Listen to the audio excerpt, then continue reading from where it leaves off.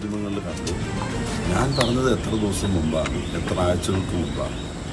നിയമപരമായ വ്യവസ്ഥയിൽ പരാതി ഉണ്ടോ എന്ന് ചോദിച്ചാൽ എന്താ തെറ്റ്?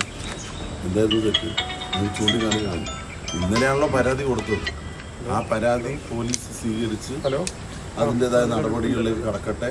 നിയമപരമായിട്ട് വരുമ്പോൾ സ്വാഭാവികമായിട്ടും ആരാണ് പ്രതി, എന്താണ് വസ്തുത എന്നും വിശദമായി അന്വേഷണം നടക്കണ്ടേ? അതിനെന്താ തടസ്സം? അന്വേഷണത്തിന് യാതൊരു തടസ്സമില്ലല്ലോ. ഒരു വ്യക്തി പരാതി കൊടുത്താൽ പോലീസിലോ കോടതിയിലോ പരാതി കൊടുത്താൽ ഇവിടെ ഒരു നിയമ വ്യവസ്ഥ ഉണ്ടല്ലോ. ആ നിയമവ്യവസ്ഥ പ്രകാരം അന്വേഷണം നടക്കട്ടെ. ഇതിനു മുമ്പ് ഇതൊന്നും ഇല്ലാതെയാണല്ലോ പുകമറ മുഴുവൻ സൃഷ്ടിച്ചത് നിങ്ങളെല്ലാവരും കൂടെ ചേർന്ന്. ഇന്നലെയാണല്ലോ ഒരാൾ പരാതി തന്നിരിക്കുന്നത്. നിരവധി ചാറ്റുകളും അതുപോലെ തന്നെ ഫോൺ സംഭാഷണമൊക്കെ ഇതിനു മുമ്പേയും കുറേ ദിവസം വന്നല്ലോ. എത്ര മാസമായി ക്രൈംബ്രാഞ്ച് അന്വേഷിക്കാൻ തുടങ്ങിയിട്ട്? ക്രൈംബ്രാഞ്ച് തന്നെ യാതൊരു തെളിവില്ലെന്ന് പറഞ്ഞിട്ട് റിപ്പോർട്ട് കൊടുത്തത്.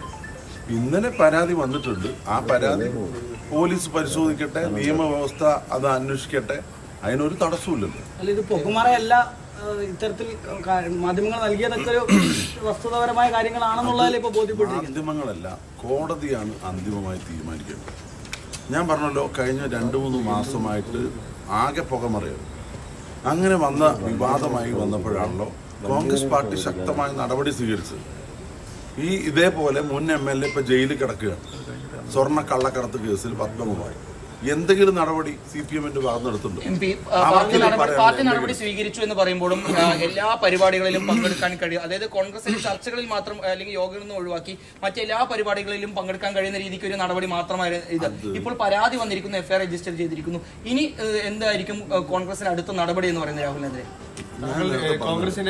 ഇത്തരത്തിലെ വിവാദങ്ങളും വിഷയങ്ങളും പത്രമാധ്യമങ്ങളിൽ വന്ന സമയത്താണ് കോൺഗ്രസ് ശക്തമായ നടപടിയെടുത്ത്. പിന്നെ ഏത് ഫോറത്തിൽ നിങ്ങൾ കണ്ടത്? ഞാൻ ചോദിക്കുന്നത്, ഒരു ജനപ്രതിയായിട്ടിരിക്കുന്ന ആളാണ് അദ്ദേഹം. പല ആളുകളും കണ്ടിട്ടുണ്ടാവും, പലരെയും അഭിവാദ്യം ചെയ്തിട്ടുണ്ടാവും.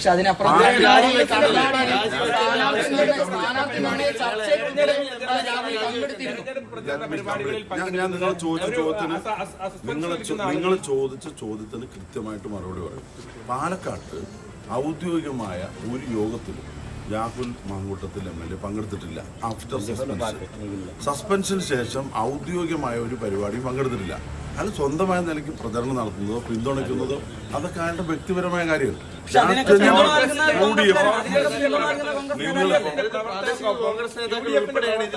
UDF-ന്റെ പ്രവർത്തകർക്കൊപ്പം വീടുകൾ കയറി പ്രചരണം നടത്തുന്നത് സംഘടനാപരമായ പ്രവർത്തനമല്ലേ? പിന്നെ അയാള് BJP-യുടെ കൂടെ പോകും.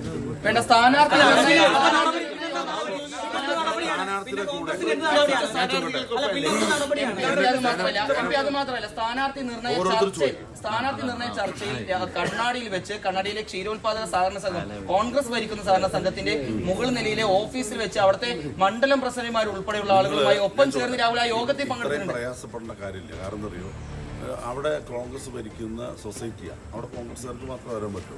അവിടെ എല്ലാവരും വരും. പാലളക്കുമ്പോൾ അത് നിങ്ങൾ തീരുമാനിച്ച അങ്ങനെ ഞങ്ങളുടെ അറിവിലില്ല.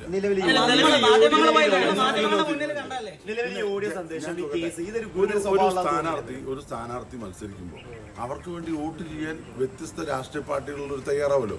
ഇപ്പൊ ജനം ടിവിയോട് ചോദിക്കട്ടെ, കഴിഞ്ഞ തവണ BJP-ക്ക് കിട്ടിയ 1000-കണക്കിന് വോട്ട് എവിടെ പോയി? രാഹുലിന് കിട്ടിയില്ലേ? BJP-ക്കാരല്ലേ വോട്ട് ചെയ്തത്? കഴിഞ്ഞ പ്രാവശ്യം നഗരസഭയിൽ നിങ്ങളുടെ സ്ഥാനാർത്ഥിയായിരുന്ന ഗാനാകൃഷ്ണ ഇപ്പൊ കോൺഗ്രസിന്റെ സ്ഥാനാർത്ഥിയല്ലേ? BJP-ക്കാർക്ക് ഏറ്റവും പ്രധാനപ്പെട്ട ഒരു പെൺകുട്ടി നേരിട്ട സമാനതകളില്ലാത്ത അതിക്രമങ്ങളെ കുറിച്ചുള്ള വെളിപ്പെടുത്തലുകൾ വരുന്നു.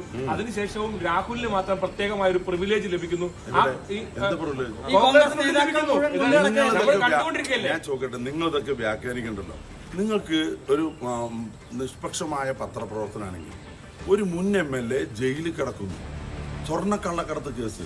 നിങ്ങൾക്ക് ഒരു വ്യഗ്രതയും കാണുന്നില്ലല്ലോ. എന്താ കാരണം? ഈ ഇലക്ഷൻ സമയത്ത് നിങ്ങൾ അത് ചർച്ച ചെയ്യും.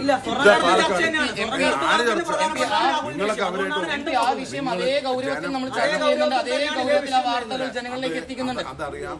ഇപ്പോ അദ്ദേഹം പുതിയ വെളിപ്പെടുത്തൽ നടത്തിയില്ല. അതിനെ കുറിച്ച് എന്താ നിങ്ങളുടെ അഭിപ്രായം? തന്ത്രിയും മന്ത്രിയുമായിട്ടുള്ള ഏറ്റവും വലിയ അടുപ്പാണ് പോറ്റിയെ ഞാൻ വിശ്വസിച്ചത് എന്ന് പത്മകുമാർ പറയുന്നു.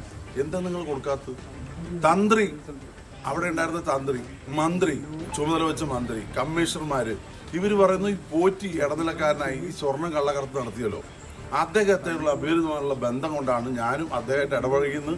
ഒരു മുൻ MLA CPM-ന്റെ MLA പറഞ്ഞു ജയിലിലാകാൻ MLA ഇന്ന് വരെ, ഒരു മിനിറ്റ് ഞാൻ ഒന്ന് പറയാൻ സമ്മതിക്കും, ഇന്ന് വരെ അയാൾക്കെതിരെ ഒരു നടപടി സ്വീകരിച്ചിട്ടുണ്ടോ? ഈ CPM സ്വീകരിച്ചിട്ടുണ്ടോ? രാഹുലിനെതിരായി പരാതി വന്നു, നടപടി സ്വീകരിക്കട്ടെ. പാർട്ടി പരാതി വരുന്നതിന് മുമ്പ്, ഈ പുകമറ ഉണ്ടാകുന്നതിന് മുമ്പ് അദ്ദേഹത്തെ സസ്പെൻഡ് ചെയ്തു. അത് നിങ്ങൾ എന്താ അനുവദിക്കുന്നത്?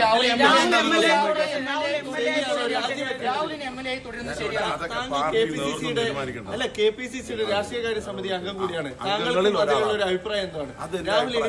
എന്റെ അഭിപ്രായം പാർട്ടി പറയും, പൊതുജന മധ്യത്തിൽ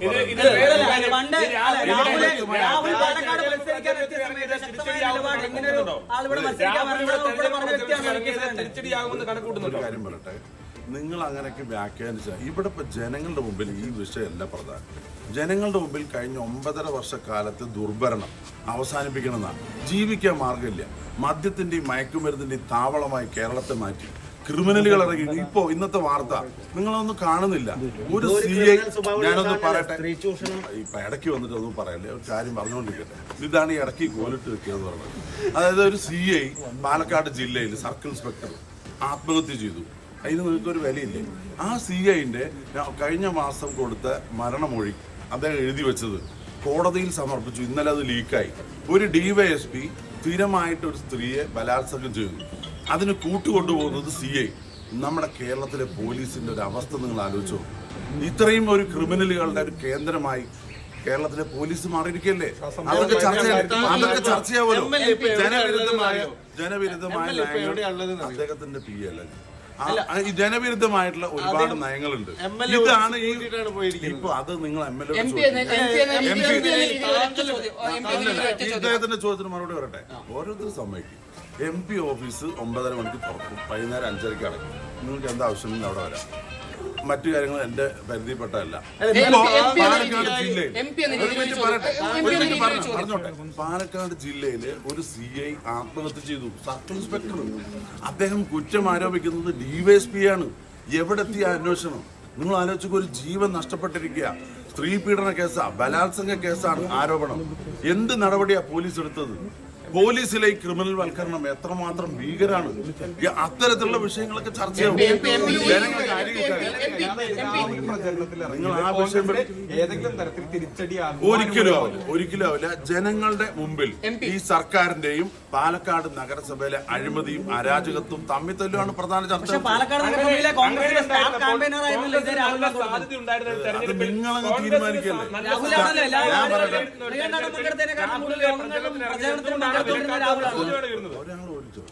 മൂന്നാളൊരു ചോദ്യം, ഇയാൾക്ക് ചോദ്യം മറുപടി പറയട്ടെ. ആരും ജന TVക്ക്. അതായത് നിങ്ങളാണ് കോൺഗ്രസിന്റെ സ്റ്റാർ ക്യാമ്പയിനർ തീരുമാനിക്കുന്നത് ആണോ? എനിക്കാണ് പറയട്ടെ. KPCC എന്നെയാണ് ചുമതലപ്പെടുത്തിയിരിക്കുന്നത് ഇവിടുത്തെ തെരഞ്ഞെടുപ്പ് ഏകോപനത്തിന്. അത് കൃത്യമായിട്ട് നടക്കുന്നുണ്ട്. അത് നിങ്ങളൊന്ന് പ്രചരിപ്പിക്കുന്ന സഹായിക്കും. വേണ്ടാത്ത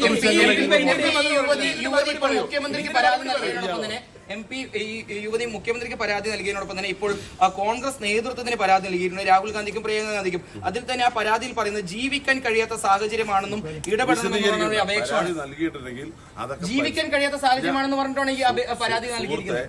ജീവൻ നഷ്ടപ്പെട്ട ഒരു വിഷയം CIയുടെ നിൽക്കുമ്പോൾ നിങ്ങൾ അതിന് ഒരു മറുപടി DYSP ആണ്. ഇതേ പോലീസാണ് പരാതി